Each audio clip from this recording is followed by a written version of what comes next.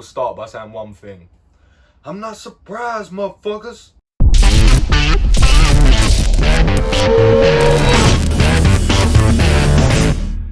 I will start by saying one thing. I'm not surprised, motherfuckers. And I'm really not. I really could see the fight playing out like this. Cue my prediction. I wouldn't even be surprised if he knocks Derrick Lewis out. I would not even be surprised. Hold me to that. TKO in the 4th. And this is the prediction I probably made, I think yesterday or the morning of the fight, around 4 TKO. And I mean, it was round 3, 4 minutes 50. So, I mean, 10 seconds away from being spot on. But the reason I put that up there is not to say, oh, look at the amazing prediction that I made. That's exactly why it's there. But it's more a case to say that I really could see this coming. And the writing was on the wall. Is that the saying? Yeah. The writing was on the wall. And the signs really were there for Cyril Gane. And it's no surprise to me whatsoever that he knocked out Derrick Lewis. It is absolutely no shock. I think if you actually have a look at his career so far, I mean, he was 9-0 going into this fight, which is crazy anyway. And I know some people said I had 19 Muay Thai fights, which I think it is. But if you think of the usual records of people when they're training Muay Thai, I think 19 is pretty modest. You get some of the fellas that step in there with 500 bouts. So he is very green to this. And I mean, he's been doing mixed martial arts for 3 years. And as soon as you watch his fights, you can just tell he's different. The way he moves, his footwork, he moves like he's a 185 pounder, and you hear that a lot, but it really is true. The way that he can blitz, the way that he can sort of use that in and out style, that's something we would see Bobby Knuckles doing in the middleweight division, let alone someone at 247 pounds, I think he weighed in at. So it's absolutely crazy. And he started his first 2 fights with an arm triangle and a heel hook. I mean, an arm triangle, fair enough, is relatively day one in terms of jiu-jitsu and submissions. It's not easy to get by any means, but a heel hook in your second UFC fight as well, not even your 5th or something MMA fight entirely, and your second in the UFC, and you come out and get a heel hook, which is an incredible submission. And if he was doing Muay Thai before, the chances are he wouldn't have been doing a lot of Brazilian Jiu-Jitsu. So I would imagine if he's been doing mixed martial arts for 3 years, I imagine he hasn't been doing, and that fight was over a year ago, so he could have only been doing Jiu-Jitsu a year or two. He was a blue belt and he was sinking in heel hooks in the heavyweight division. So this guy had it all, has it all, in fact. And then he's just rolling through people, and he gets JDS, he gets Junior Dos Santos, and he finishes him with elbows. And I've had a lot of conversations this week about Cyril Gane and him being a points fighter, which it frustrated me, really. It really annoyed me, because I understand, as someone said, I don't want to pay £70 to watch him. Did you watch the fight against Rosenstruik? But my argument was that I did watch the fight against Rosenstruik. It wasn't the most exciting fight, but also you have to think, what was he, 7-0 or whatever it may be. I think it was 7-0 at the time. He's had 7 mixed martial arts fighters, and he's having a 25-minute fight with Biggie Boy, who is very similar to Derrick Lewis in the sense that he can switch your lights off at any given moment. So the fact that he went out there, he used his defense as offense, he picked his shots, he stayed safe, and he won the fight in his 7th MMA fight, that to me doesn't scream boring fighter. That to me just screams learning the ropes. That doesn't say to me that's the blueprint for his fights for the entirety, because the thing that happened after that fight is the critics came out and said all the backlash was, oh, it's boring, he's a points fighter, it's not what we want to see in the heavyweight division. So, and they were saying he wasn't active enough throughout the fight, there wasn't enough strikes. So the thing that he done the next fight, Volkov.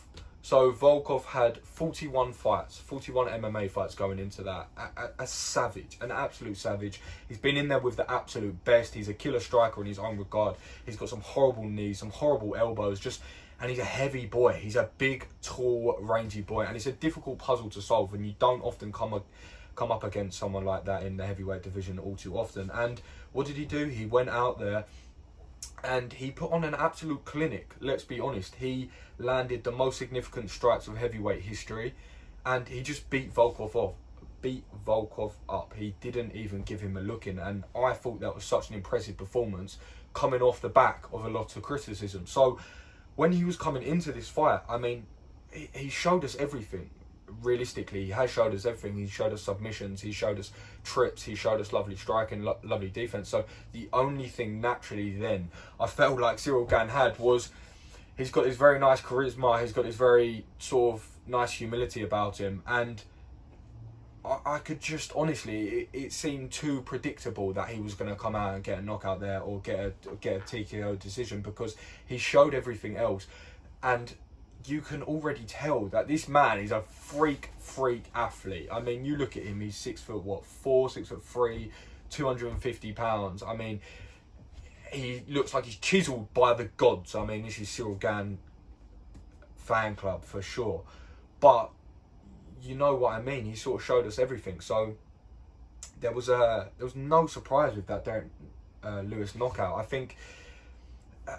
And what I will say for Derrick Lewis, and he's definitely worth a mention, is he was getting underlooked for this fight as well. He was getting, I want to say, a little bit disrespected, because people were underplaying his skills drastically. And that's one thing that I will say in the aftermath of this fight is Derrick Lewis got made to look average in that fight, but he is not an average fighter. A lot is said for him not being the best mixed martial artist, and him not being the most skilled fighter. And whilst that may be correct, that's also slightly wrong as well. He's actually a lot better than we give him credit for. He's very athletic. He may not have the most conventional takedown defense, but guess what? It's very, very effective.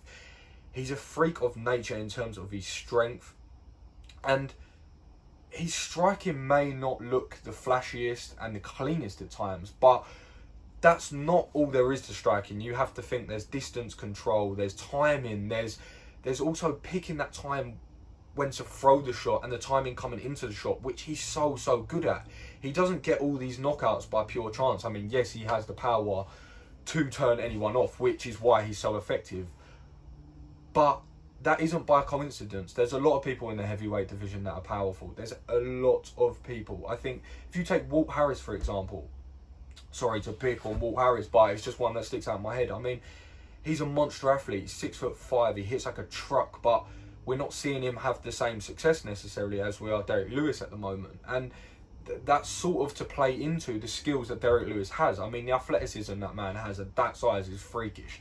He throws switch flying knee switch kicks and all sorts of punches that just come at you from random angles that you don't expect, and it's all doing one thing: setting up that right hand. Even when he comes with that lead switch flying high kick, it comes off the left foot because he's trying to shepherd you into that right. He's very clever, and I think he doesn't get enough praise for that. And I mean, we saw that against the Volkov fight, and we saw how dangerous Volkov could be against Lewis, and we saw what Lewis could do to Volkov. So MMA maths would have been an interesting one before this fight. But my point being that Derrick Lewis was no easy competitor whatsoever, but it just speaks to how highly talented Cyril Gane is, I believe. And I mean, I said before the fight, and my point really remains, he is a new era of fighting. He is a new era. I mean, he has the footwork, he has the speed, he has the athleticism, he has the well-rounded game. It almost reminds me, and before I get people in the comments saying, oh, he's only had 10 fights, I'm not saying he's as good as, but I'm saying it reminds me of, nearly bit my lip again. If you can see, I've got a chunk out of it that I did the other day. But as I was saying, it sort of reminds me of a GSP in the welterweight division. Incredibly well-rounded. He wasn't necessarily the best jiu-jitsu player, he wasn't necessarily the best striker, he wasn't necessarily the best wrestler, but he put them all together at such a high level that it was just so difficult for people to beat. And I mean, that's exactly what we're seeing with Cyril Gane. It was the perfect game plan, really. He beat up the leg from the outside. That blitzing sort of style was so interesting. And what I found so fascinating and which I found so impressive is he stood in the pocket and traded with Derrick Lewis at times. And Derrick Lewis just could not land. He could not land. The defense, I think it's something to be said for fighters when you watch their fights and you come away and you appreciate their defensive striking. I think there's a lot to be said for that, because it doesn't, obviously, when you're standardly watching and you're looking for sort of wow factor, typically it's the flashy striking that's landing, it's the heavy hitting. And when you're appreciating defense in the heavyweight division, that goes as far to say as how impressive that is. I remember, again, to bring him up, Bobby Knuckles, weirdly enough, I remember watching his fight against Kelvin Gastelum, and I remember just thinking how slick his defense was, how good his offensive striking was, but how slick his defensive striking was, and it really, really stood out to me, and it did for Cyril Gane as well. And I mean, it goes to show he was in the pocket trading with Lewis at points, and even on the commentary they were saying, even though he had him hurt and backed up against the fence, the commentary was still saying, oh, this is where Derrick Lewis can end it, because that's where he does it. When he's backed up against the fence, he plays possum a little bit, or maybe he's been getting beaten up, and people sort of smell blood. They come in, take Volkov for example, they come in and try and finish the night, and that's it. He's just loading up a right hand from the fence, and something plays out like that. So you could hear it a lot in the commentary, but that wasn't the case. He was happy to stand there, he was happy to trade, because he knew he was quick, he was evasive. And it's not to say I didn't think Derrick Lewis could knock Cyril Gane out. Of course not. I would be obviously stupid to say otherwise. But the reason in my head I was thinking he wins this 8 times out of 10, 9 times out of 10 for me, is not because Derrick Lewis can't knock him out, but you can't hit what you can't touch. And I just thought before this fight, he's going to be too quick.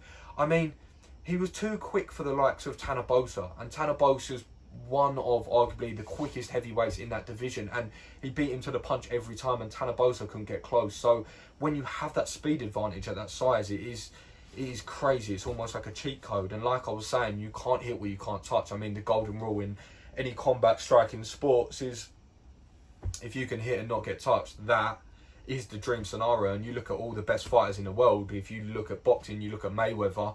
I mean, he's made his whole career, his undefeated career, off of exactly that, being able to touch someone and not being able to get touched in return. So I think it's a very, very exciting time in the heavyweight division, I must say. And I think it's a very, very exciting time in mixed martial arts in general, and for the heavyweight division. I think we're seeing a new sort of era of athlete, and we're sort of seeing it all come together, and it's putting out a blueprint, not only within his home country, that people from France and fighting out France can do this, because obviously the sport only got sanctioned a year and a half ago, I think it was, which is crazy. So not only is he putting that blueprint out there, but he's putting that blueprint of athlete out there, because heavyweights, as we know, and this is sort of looking at the business side of it a little bit, heavyweights, as we know, title holders in the UFC, that has some of the biggest pull within combat sports, within sports entirely, and especially over the next 10 years, for example,